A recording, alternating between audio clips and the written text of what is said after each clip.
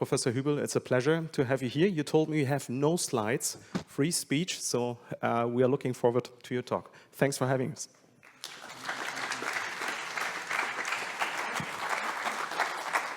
Thank you very much for inviting me, and thanks for the warm welcome. I came here to talk about philosophy, and the first thing I see is an empty scrotum. So it's a very new experience for me. So the internet is full of fake news. Fake news are fabricated news. And some of them are funny and some of them are more severe. And I give you first a funny example. In 2012, the Iranian news agency Fars announced that given the choice, citizens from rural US areas would rather go to a baseball game with Ahmadinejad, the Iranian president, than with Obama, the US president. 77%. And it turned out this was a hoax. It was fake news. The hoax originated from a website called The Onion. It's a satirical website, and the journalists from Fars took it at face value. They thought it's true.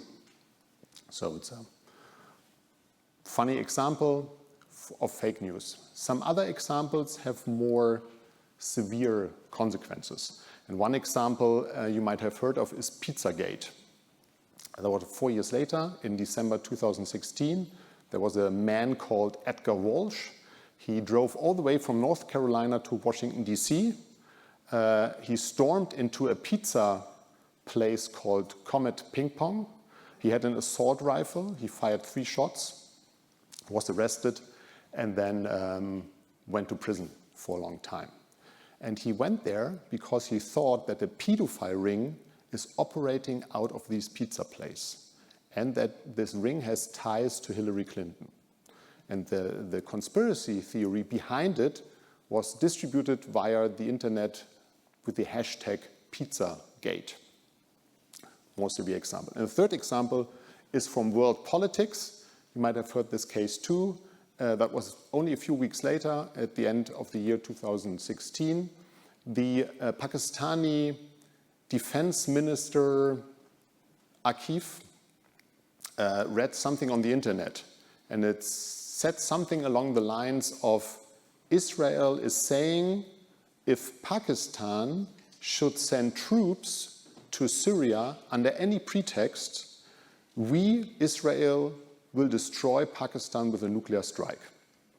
So it's very unlikely that this is true, but Asif used his official Twitter account to reply, and he said, Israel forgets that Pakistan is also a nuclear power. So you had a nation that is a nuclear power threatening another nation with a nuclear strike, all based on a totally fictitious headline that turned out to be fake news. So I think the first observation is if you look into social media or digital media, especially social media like Twitter, it's sometimes really hard to distinguish real news from fake news, even for experts with a high education like journalists and politicians. And it's not only that fake news sort of are sometimes funny and you talk about them and sometimes you get confused by them, but they can have severe real-life consequences. I call fake news and all kinds of misinformation bullshit. Bullshit in the sense of humbug or nonsense. So this not only comprises like fake news, but also conspiracy theories, pseudoscience, lies, and gibberish. So this all is bullshit in this sort of colloquial sense of bullshit. And I think the German term and the English term are now very close to one another. We say that in Germany too. Das ist bullshit, this is bullshit. But there's a second meaning to bullshit in a philosophical sense. There's actually a philosophical term called bullshit, and this was introduced by a philosopher called Harry Frankfurt. He's an American philosopher. He died recently. He was professor at Princeton. And about 40 years ago, 35 years ago, he wrote a paper called On Bullshit, But he was not so much concerned or talking about the result, the humbug, the nonsense that comes out in the end, but he was interested in the process of producing bullshit. And he said there is a certain type of person, a bullshitter, and the bullshitter doesn't care about the truth. And he says, compare the bullshitter to a liar. A liar actually cares about the truth. A liar believes to know the truth and uses a lie to deliberately deceive someone else. But he has respect for the truth. He seems to know it. But there's a different person, Harry Frankfurt says, the bullshitter, who just doesn't care, who just says something just to say it, and maybe it's true or false, it doesn't matter. And he says there are different motivations. You can think of modern motivations. Maybe you want to sound educated, that's why you're a bullshitter. Maybe you just want to join a group, you just want to say something. Maybe you want to make money nowadays because your bullshit gets a lot of clicks. There are different motivations, but the general idea is that the people don't care about it so much.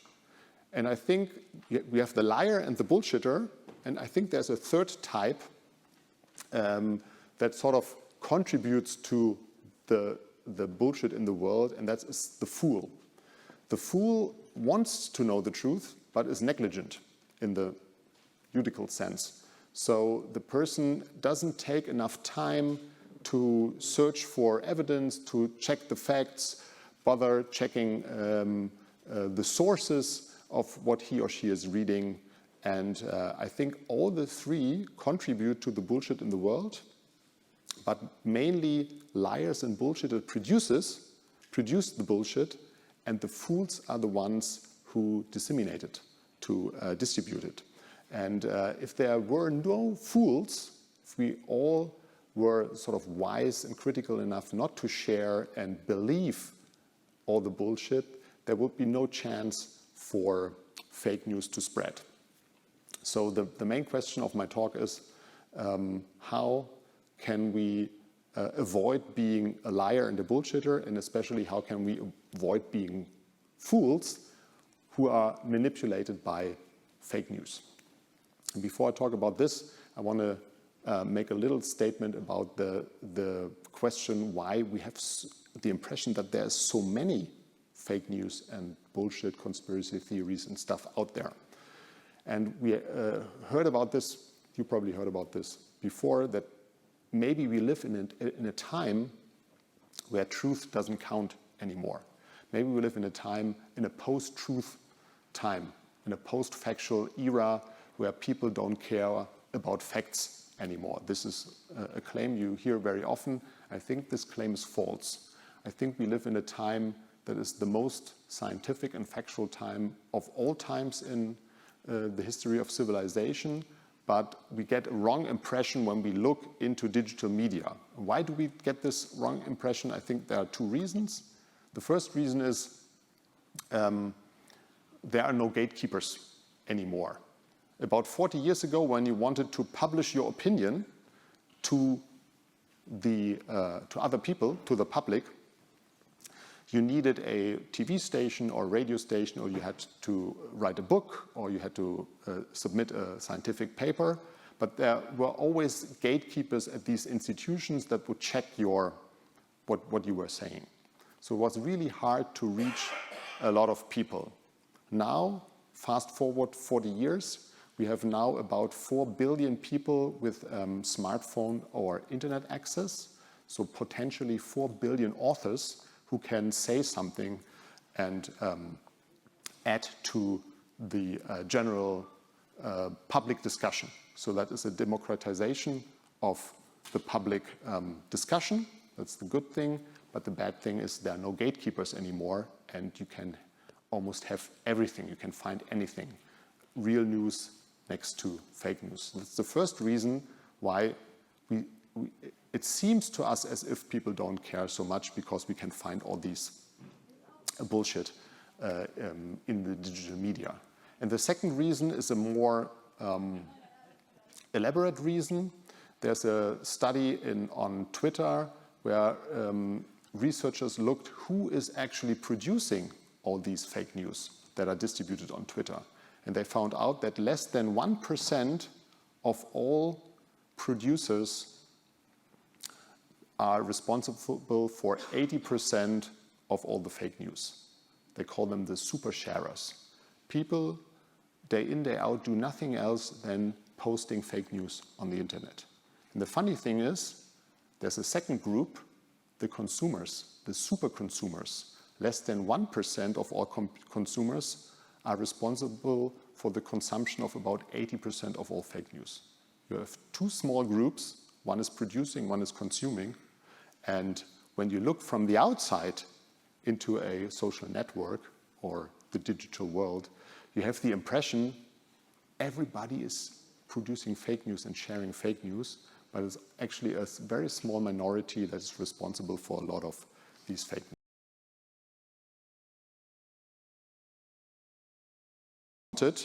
With fake news all the time, with conspiracy theories, other kinds of bullshit. And the big question is how not to get overwhelmed and what to do when we sort of are confronted with something that looks like a real news. How do we shield ourselves against manipulation and against becoming fools? Nobody wants to be a fool. And the main idea that was given in the history of philosophy was given by the champion of the Enlightenment, Immanuel Kant. And he wrote a very famous paper called What is Enlightenment? And he said the reason why people are not enlightened is they don't use their intellect. They don't think for themselves. And there are two reasons behind this. The first is cowardice, and the second is laziness. So they have the intellect, they could use it, but they are either too cowardish, they don't speak up against the majority, they're conformists, or they're too lazy to use their own intellect. And he was aiming at the ideology and the dogmas of the church, but you can apply this to all kinds of ideologies and misinformation. Unfortunately, he didn't tell us how to use the intellect. I mean, he said, use your intellect, be wise, but how do we do this? How do I use my intellect so that I'm not sort of lazy or susceptible to all kinds of bullshit? And I think here modern psychology comes into play. In modern psychology can flesh out the intuition of Kant that you have to use your sort of cognitive abilities to shield yourself from fake news and other forms of bullshit. And I call this bullshit resistance. You can call it critical thinking.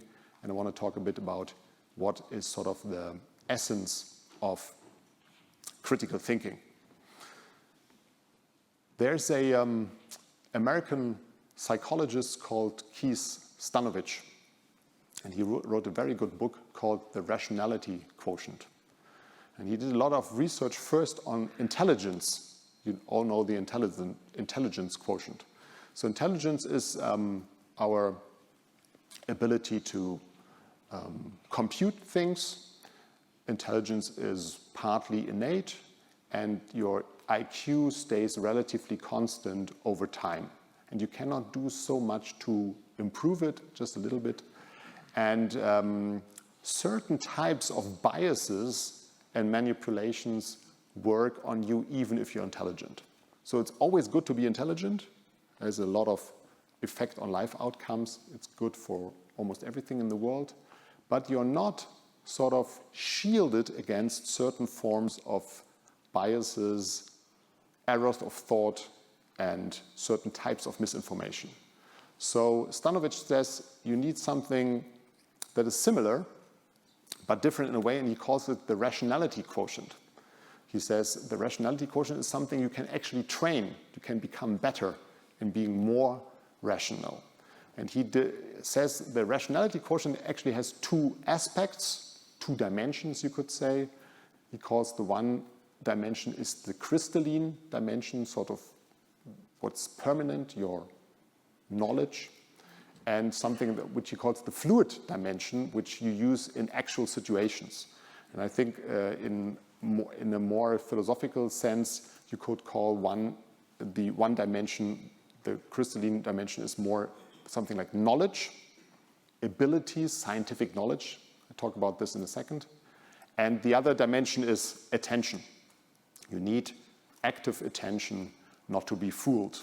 I'll talk about both aspects, and I'll start with attention. Why is attention, active attention, so important for critical thinking? There's an experiment with questions, and one question goes like this. 5 machines take 5 days to build 5 spare parts. How many days take 50 machines to build 50 spare parts? You can shout out the answer. You're too well educated. The spontaneous answer many people give is 50. You have 5, 5, 5, and then what pops up in your mind is 50, 50, 50, 50. But as you have answered, it's not the correct answer. It's a false answer.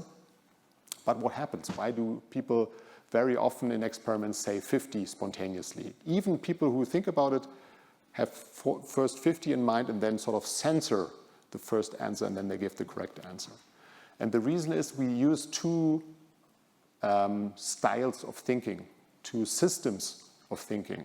The colleague of Stanovich, Dan Kahneman, famous Nobel Prize winner in economics, also a famous psychologist, called this thinking fast and slow, or system 1 and system 2. And he said, we have one system to solve problems. This is sort of the automatic, spontaneous, intuitive, fast, emotional system that gives you the wrong answer because it matches the easy line, 5, 5, 5, 50, 50, 50. And then you have a second system that is system 2, the more rational system, and this requires a lot of attention. And many mistakes we make are based on the first system, our spontaneous impulses. But if we use the second system, the more rational system, we are not so prone to make this a mistake. But this is the observation. Attention is a finite resource.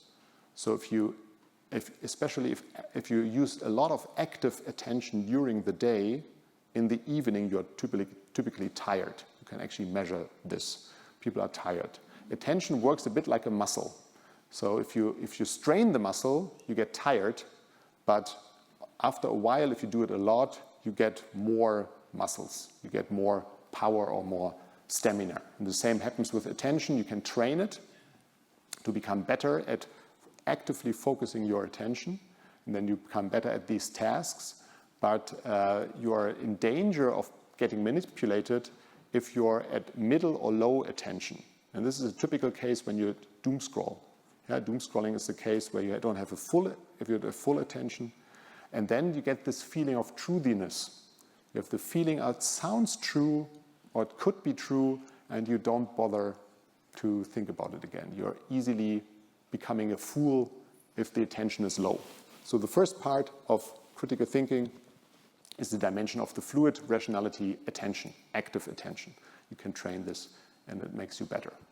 And the second part is the knowledge or ability part. It's a bit more substantive, and it takes a bit more time. It's actually scientific thinking in a broad sense. I would even call it philosophical thinking because it has a lot of elements like logic, argumentation, foundations of science. And I'll give you just a few examples where people don't have the right ability and fail to see certain elements.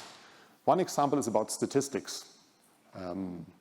If you're trained in the sciences, you're acquainted with statistics, but most of the people don't have an intuitive or natural grasp of statistics. And one of the striking examples, if you ask in Europe, especially in Germany, people, what you are most afraid of? What's the greatest threat you're afraid of? Most of the people say a terrorist attack is always among the first places of major threats. But if you look at the data, it's it was, at least in the in the past, very unlikely to become the victim of a terrorist attack. For example, if you compare the years 2010 to 2020, this period of 10 years, 38 people died actually from terrorism in Germany. So 18 people died from right-wing terrorists and 20 people from Islamistic terrorists. It's horrible, 38 people is many people, but if you compare this to other numbers, you see that the number is comparable small. In the same period of time, over 30,000 people died in car accidents, and about 100,000 people died in their homes, household accidents. So it was about 2,500 times more likely in this period of time to die by stumbling over your rug and breaking your neck than dying in a terrorist attack or slipping in the bathroom and breaking your neck. But people are not afraid of rugs or bathrooms. Why are they not afraid of rugs, although it's more likely to die from a rug than from a terrorist attack? And I think what happens is, again, that people confuse their intuitive feeling of danger. Imagining being in a terrorist attack is horrible, it's a horrible imagination. This feeling of danger is confused with the actual objective probability of this event happening. But the same is true in reverse. So the feeling of coziness and safety at home is confused with the actual chance of living or dying in your home. So knowledge of statistics very often helps you to deal with the facts and to order the facts, and it's often confusing or leading into the wrong direction to trust your gut feelings when it comes to statistics. The first example. Second example is causation. So causation is at the heart of science. Causation says what's going on in the world, and every theory that says what's going on is a theory of cause and effect. But the natural theory of causation we have, when we are not thinking about it, is a theory that is sort of tailored to middle-sized dry goods. So it's tailored to objects of middle size, like a car or vase, and then the car maybe is smashing into the wall, or the vase is hit by a hammer and breaks. These are the typical cases we think of when we think of causation in our sphere. And once we think about causation of objects that are too small to see, undetectable by the naked eye, like a virus in a pandemic, or if causes are distributed all over the world, like in a financial crisis, myriads of little decisions that add up to a crisis. Many people have a hard time dealing with this, imagining what's going on. And I think this is one of the reasons why in many cultures, when something really bad happens, witches or demons are made responsible.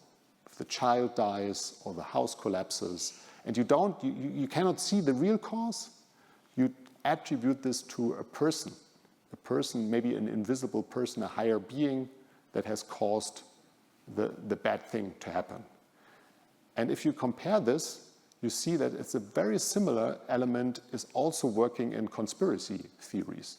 In conspiracy theories, the idea is for the bad things in the world, a little group of powerful people, powerful men very often is responsible. Nothing is what it seems, and these people they pull the strings. And again, it's sort of the idea that causation is something you attribute to a person, an agent causation, instead very often to randomness, luck, or invisible causes. So second thing you need is a good theory, a scientific theory of causation. You have to think about this. The third example I want to give you is language. People are often swayed by big words, cliché words. There's a German linguist, Uwe Pörksen, who calls them plastic words. Words like structure and system, but they're modern. This book was written in the 80s, but they're modern variants like impact, change, diversity, purpose. All these words are fairly abstract. They have a neutral or positive meaning, and it's always good to use them, but people don't really know what they should mean, or they are so empty in their meaning that they always apply. It's always good to have them on your website, for example. And there's a more extreme variant of this, that people are sort of easily swayed by big words, and you find this in life coaching and esoteric. And there many words like this also appear there, like beauty, purpose, sense, meaning, deep, and so on. And there's actually an interesting experiment on this topic by Gordon Pennycook and colleagues. So they took the words and the sentences of a famous guru, Deepak Chopra. I don't know whether you know him. He has millions of followers on social media. And they reassembled the words so that they give sentences that are meaningless, but they are sort of grammatical sentences. One example,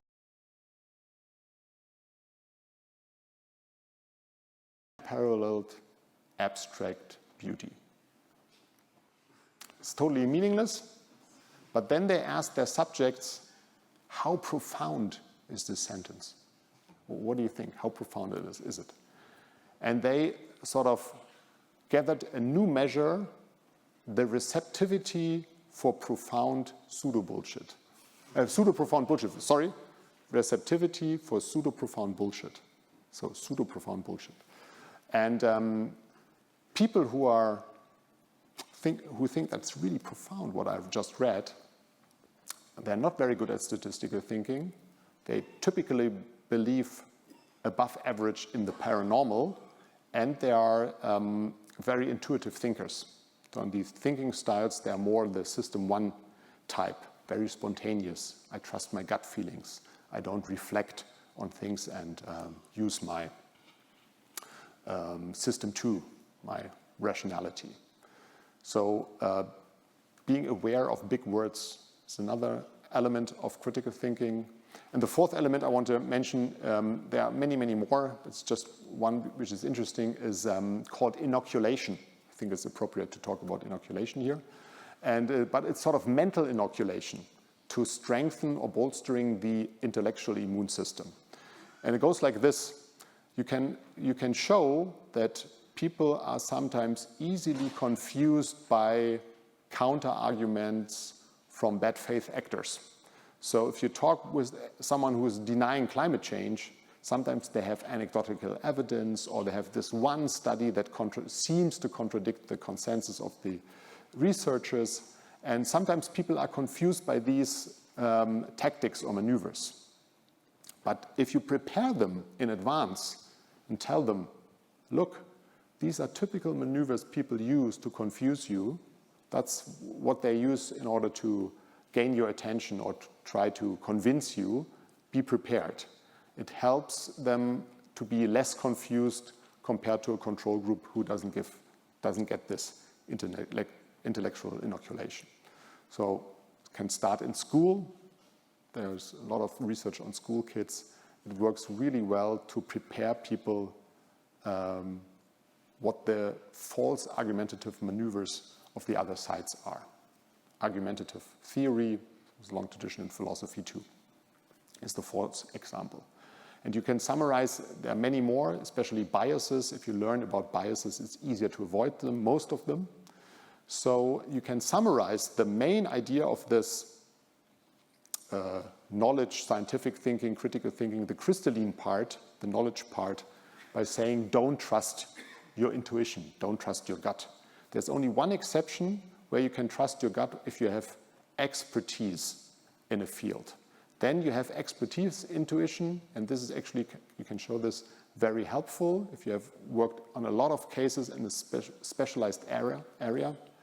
But in most of the cases, we are not experts, and if you trust our gut feelings, we are led astray. And Stanovic, in his book, says everything that's bad in the world comes from intuitive thinking. Wars, destruction of the environment, fanatistical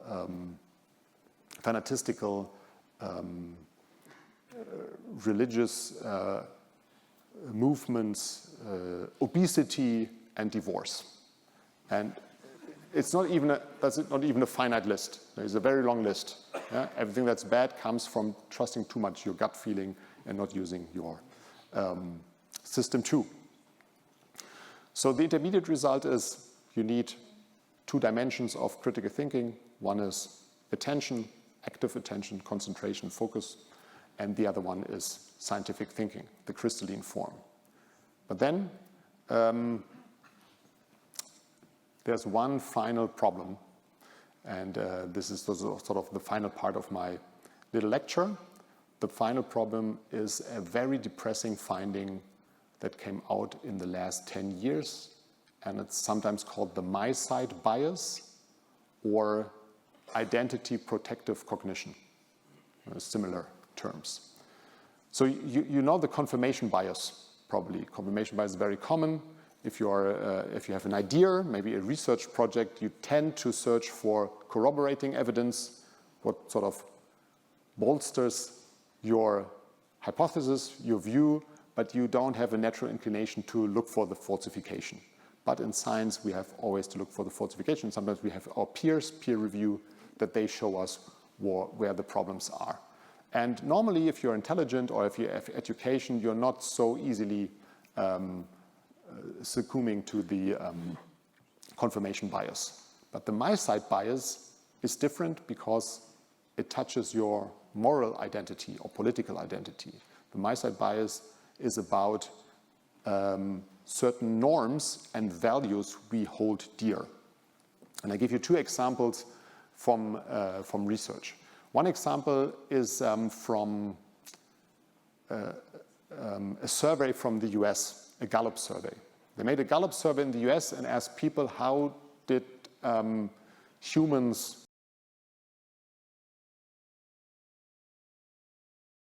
by a creation of God about 5,500 years ago. This is creationism. God made us as we are now.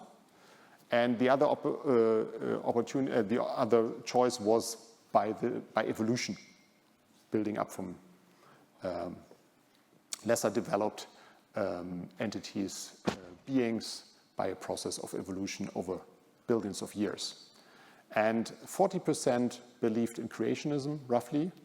20%, only 20% of US citizens in this representative study believed in evolutionary theory, and the remaining 40% didn't really know the difference.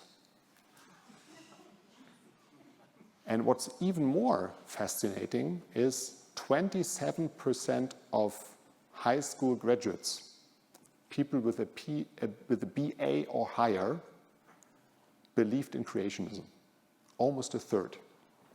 And the surprising finding now is, if you do science tests with this group as compared to the group that believes in evolutionary theory, they are as good or bad as their peers. So if you ask them what a laser is or how a laser works or the structure of an atom and all these questions, there is almost similar in their scientific knowledge. Only in evolutionary theory, they believe something that's unscientific. Why is that the case? The reason is that they are very conservative. It's the conservative part of the students who are very often Christians and who believe in the literal interpretation of the Bible. So they are religious. I call it the moral identity. You can say the religious identity is a part of the moral identity. Their values, their norms, the way they want to live, clashes with the worldview. And then they override the more scientific approach in favor of their own values. They want to protect their identity. That's why it's called identity protective cognition. As one extreme example, but you can show this phenomenon everywhere. It's not only in extreme religious cases. There's a couple of experiments by Dan Kahan, is a He's a psychologist from Yale, also a lawyer. And he did experiments with columns of numbers, and they were all fictitious, and the subjects were given, for example, a few numbers, and then they were told, look, this is a skin cream, people have a rash, and this is the number of people who don't have a rash after they have taken the skin cream, and this is the number of people who still have the rash after the skin cream. And here's the column for people who have not, the control group, so to say, who have not taken any cream. Is the cream helpful to cure a rash? It's very easy, you compare the numbers, but only a very small fraction of the people can do this, by the way. So he then took only these people, you can call them the cognitive elites, who can do this very easily. They know how to interpret numbers. They have a good sense of numeracy. And now you give them the same kind of task, but the topics are not neutral anymore, but they pertain to typical political or moral themes like immigration, climate change, death penalty, gun control, fracking, and so on. And these topics are very much partisan in the US, so you're either for or against them, and you believe in them or you don't believe in them. And depending where the political orientation was of the participants, the cognitive elites, who were much better than the average on neutral questions, were worse than average when it came to these moral or political questions. So they didn't use their intellect to really look at the numbers carefully, but they used them again to protect their identity, to protect their worldview against the numbers. So it's really depressing. And the most depressing thing is it's just one paper, but it's a depressing paper. If you tell them in this experiment beforehand, look, there's something like identity protective cognition. So if you now hear a few questions, and if they sort of pertain to what you hold dear, to your moral or political views, it could be that you have a bias. Be careful. It doesn't help. The numbers are the same. The people are still committing the same fallacy. It's a very deep ingrained fallacy, identity protective cognition, Myside bias. The only thing at the moment that seems to help is the critical view of others. You cannot really see it yourself. You need others to show you your problems. You need something like, again, a peer review in the literal sense. People show you the right way. So, to sum up, I think there's a lot of bullshit in the world. Fake news and conspiracy theories, misinformation, pseudoscience are among them. We don't want to be fools. We don't want to be fooled by liars and bullshitters. It's why we need critical thinking. Critical thinking has at least 3 elements, I think. One is active attention that can be trained. The second is scientific thinking that can be trained and acquired. And the third is that we have to be aware of our moral identity, that it influences the way we process information.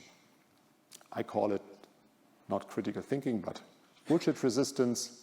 I believe bullshit resistance is one of the prime virtues of the 21st century, and I invite you to join the resistance.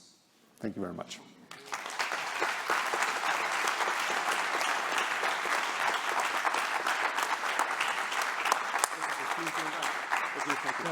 Es gibt keine Fragen. So there will be no questions since this is a keynote lecture. So we're going to close the day. Thanks again for this great keynote lecture.